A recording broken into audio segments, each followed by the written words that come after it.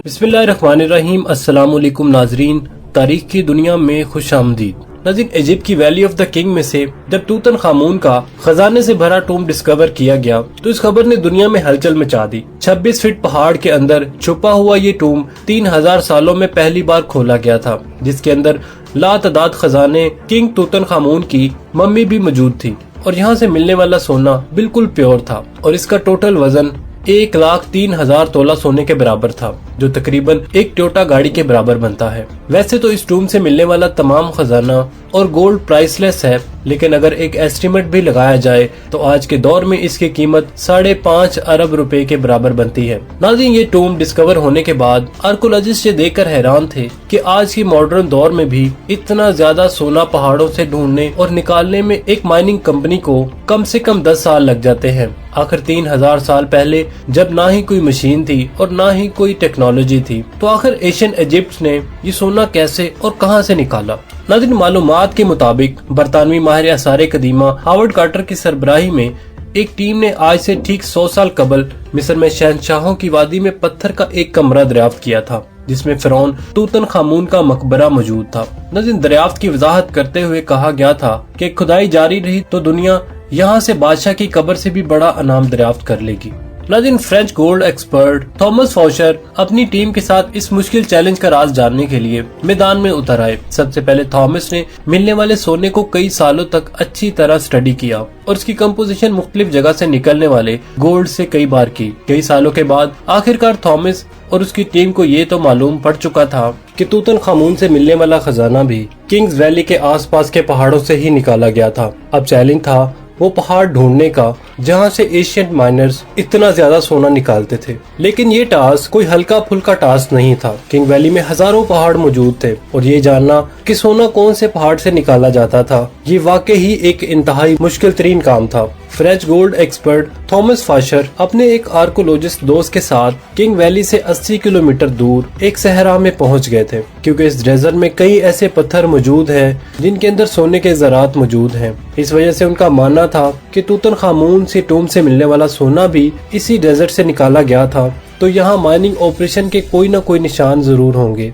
नाज़रीन, ये सहरा 1,36,000 स्क्वायर किलोमीटर तक फैला हुआ है, जहां गर्मी और पानी की शॉर्टेज की वजह से जिनकी ना होने के बराबर थी। थॉमस का मानना था कि इतना ज्यादा सोना अगर इसी सहरा के किसी पहाड़ से निकाला गया होगा तो जाहिर है उसमें काफी ज्यादा मैन पावर भी लगी होगी। थॉमस और उसका साथी इसी खोज में सहरा के अंदर जाते रहे। इस बंजर सहरा में कई घंटों तक सफर करने के बाद काफी अंदर जाकर उनको पहाड़ के नीचे एक अजीब मंजर देखने को मिला। करीब जाकर मालूम हुआ कि ये कदीम जमाने का कुआं हुआ करता था, जो पूरी तरह से खुश्क पड़ा हुआ था। ये बात तो जाहिर थी कि ये कुआं किसी दौर में यहाँ से गुजरने वाले काफिलों को पानी फराहम करता था, लेकिन नाज़रीन, हैरत अंगेज तौर पर यहाँ कुछ और भी मौजूद था जो इस कुएं से भी ज्यादा चौंका देने वाला था। नाज़रीन, थॉमस और उसके साथी को यहाँ एक पुराना कमरा भी बना हुआ नजर आया, जो अंदर से एक इबादत गाह का मंजर पेश कर रहा था। इस कमरे के दीवारों और छत पर काफी मेहनत से पत्थरों पर कारीगरी करके पेंटिंग्स बनाई गई थी। जब इस आर्ट वर्क को गौर से देखा गया तो इसमें एक ऐसा राज छुपा था जिसे देखकर यकीन करना मुश्किल हो गया था। नाज़रीन, थॉमस के साथ आया दोस्त जो कि आर्कोलॉजिस्ट था, उसने बताया कि इस पेंटिंग में वही राज छुपा हुआ है जिसकी तलाश में हम लोग निकले हैं। पेंटिंग में जाहिर था कि सहरा में बना ये कुआं और रेस्ट रूम सबसे पहला स्टॉप है, जहां पर एंशिएंट गोल्ड माइनर्स आराम करने के लिए रुकते थे। नाज़रीन, एंशिएंट माइनर्स के लिए कुओं और रेस्ट हाउस का एक नेटवर्क बनाया गया था। एक अंदाजे के मुताबिक हर एक रेस्ट एरिया 70 से 80 किलोमीटर के फासले पर बनाया हुआ है। जब एक रेस्ट एरिया से दूसरे एरिया तक पहुंचने के लिए माइनर्स की टीम को कई दिन लग जाते थे।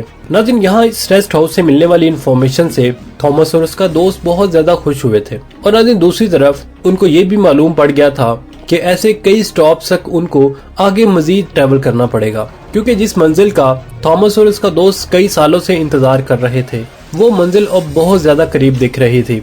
अब नाज़रीन, उन्होंने इसी रास्ते से सहरा में मजीद अंदर जाने का फैसला किया। बंजर सहरा में एक रेस्ट हाउस के बाद दूसरा रेस्ट हाउस आता गया, लेकिन यहाँ आसपास कोई भी गोल्ड माइन नजर न आई। आखिरकार पूरे 2 दिनों के बाद थॉमस को एक पहाड़ के किनारे पर ढेर सारे पत्थर नजर आए। देखने में तो ये बहुत सारे नॉर्मल पत्थर थे, लेकिन नाज़रीन, थॉमस का ये मानना था कि ये जगह एशियंट गोल्ड माइनर के कैंप की जगह बनती है। और नाज़रीन, हुआ भी कुछ ऐसा ही। इस जगह पर पत्थरों से बने कुछ ऐसे टूल्स मिले जिनकी मदद से पत्थरों को तोड़कर उनके अंदर से सोना निकाला जाता था।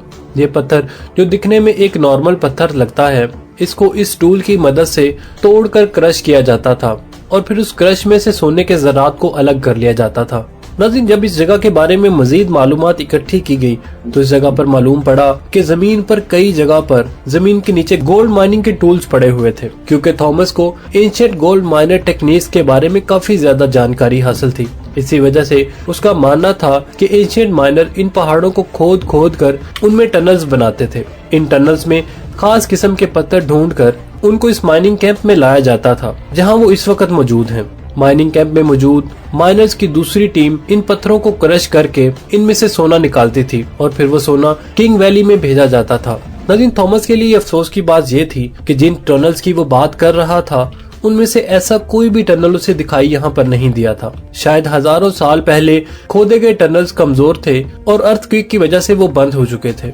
एक्सपर्ट का मानना है कि गोल्ड माइनिंग का ये तरीका बहुत ही ज्यादा मुश्किल है। अगर उस दौर में 100 लोग एक हफ्ते तक गोल्ड माइनिंग का काम करते होंगे तो उसमें से वो सिर्फ 1 स्पून ही गोल्ड का इकट्ठा कर सकते हैं। नाज़रीन, ये कहना बिल्कुल भी गलत नहीं होगा कि तूतनखामून के टॉम से मिलने वाला गोल्ड इकट्ठा करने में हजारों वर्कर्स एक ही वक्त में काम करते थे, लेकिन फिर भी उनको ये टास्क कंप्लीट करने में कई साल लगे होंगे। माइन किया गया सोना छोटे छोटे जर्रात की फॉर्म में किंग वैली में भेजा जाता था, जहां पर एक अलग टीम उनको मुख्तलिफ शेप में ढालती थी, जिसमें तूतनखामून का death mask, coffin, statues, jewellery, chairs और गोल्ड चैरियर भी शामिल था। नाज़रीन, 1922 में जब हावर्ड कार्टर ने ये टूम डिस्कवर किया था तब उसमें 5000 मुख्तलिफ किस्म की चीजें मौजूद थीं। नाज़रीन, इन तमाम चीजों का कैटलॉग बनाने में ही ब्रिटिश आर्कोलॉजिस्ट को पूरे 10 साल लग गए थे। नाज़रीन, तूतनखामून की मम्मी के बारे में कहा जाता है कि ये बतलीमा के आखिरी दौर 330 से 332 कबले मसीह की है और ये सन 1916 में मुल्क के जनूब में वाक़या एडफो में पाई गई थी। नाज़रीन, ये बरतानवी माहिर आसार कदीमा हावर्ड कार्टर के क़यादत में की जाने वाली एक खुदाई के 6 साल कबल मिली थी। नाज़रीन, अगरचे इस दरियाफ्त को 100 साल से ज्यादा अरसा बीत चुका है, लेकिन तूतनखामून के मकबरे के राज अब भी दिन ब दिन खुल रहे हैं। नए शवाहिद से ये बात सामने आई है कि मशहूर मकबरे में अफसानी मलका नेफरटेटी का मकबरा भी शामिल है। नाज़रीन, मालूमात के मुताबिक बरतानवी माहिर आसार कदीमा हावर्ड कार्टर की सरबराही में एक टीम ने आज से ठीक 100 साल कबल मिस्र में शहनशाहों की वादी में पत्थर का एक कमरा दरियाफ्त किया था, जिसमें फिरौन तूतनखामून का मकबरा था। अब नाज़रीन, मौजूदा मालूमात के मुताबिक ये ख्याल किया जाता है कि जिस शख्स ने रसूमात अदा की वो कोई और नहीं बल्कि तूतनखामून ही था। और इसका मतलब ये है कि इन तमसीलियों में असल में तूतनखामून को अपने पेशर नेफरटेटी को दफनाते हुए दिखाया गया है, क्योंकि ये कमरा असल में एक आरामगाह का हिस्सा था। कार्टर ने यह भी अंदाजा लगाया है कि 1992 में इस जगह की दरियाफ्त से पहले तूतनखामून के साथ दफन होने वाली पुरतैश तदफीन की अशिया का एक बड़ा हिस्सा चोरी हो गया था। नाज़रीन, हम उम्मीद करते हैं कि आपको हमारी आज की वीडियो पसंद आई होगी। अगर पसंद है तो लाइक और शेयर करने के साथ साथ कमेंट सेक्शन में अपने ख्यालात का इजहार जरूर कीजिएगा। इसके साथ ही आमिर सोहेल को इजाजत दीजिए। अल्लाह निगहबान।